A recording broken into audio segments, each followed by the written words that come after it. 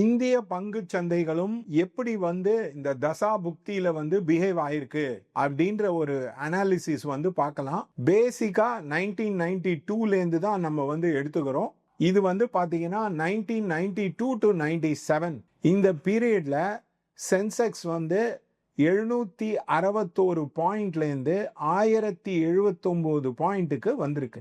41% increase ஆயிருக்கு. But 700 பாயிண்ட்ல இருந்து 1000 பாயிண்ட் மேல போயிருக்கு. 1998ல பாத்தீங்கன்னா 98ல இருந்து 2002 மட்டும் வீனஸ் ராகு வீனஸ் குரு இந்த பீரியட்ல பாத்தீங்கன்னா ரொம்ப growth இல்ல. அந்த 1000 பாயிண்டோட அந்த இதுல தான் இருந்திருக்கு.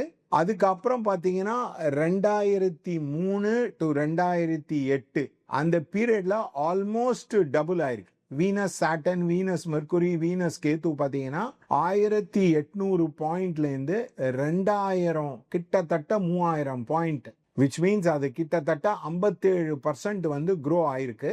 அதுக்கப்புறம் 2009 to 2013 சூரிய தசை. இந்த சூரிய தசையில 21% க்ரோ ஆயிருக்கு. 5000 பாயிண்ட்ல இருந்து 6300 பாயிண்ட், ரொம்ப மேல போல மேலபிக் தசை. அதுக்கப்புறம் கோல்டன் பீரியட் அப்படின்னு பாத்தீங்கன்னா 3 தசை. ஸோ அப்படி பாத்தீங்கன்னா 8000 பாயிண்ட்ல இருந்து 10,000 பாயிண்ட் 2014-18 மோடியோட ஃபர்ஸ்ட் டேர்ம்ல போயிருக்கு. 2019ல இருந்து 24ல 12,000 பாயிண்ட்ல இருந்து 23,000 பாயிண்ட் ஜம்ப் ஆயிருக்கு. அது ஒரு கிட்டத்தட்ட 94% ஜம்ப் ஆயிருக்கு.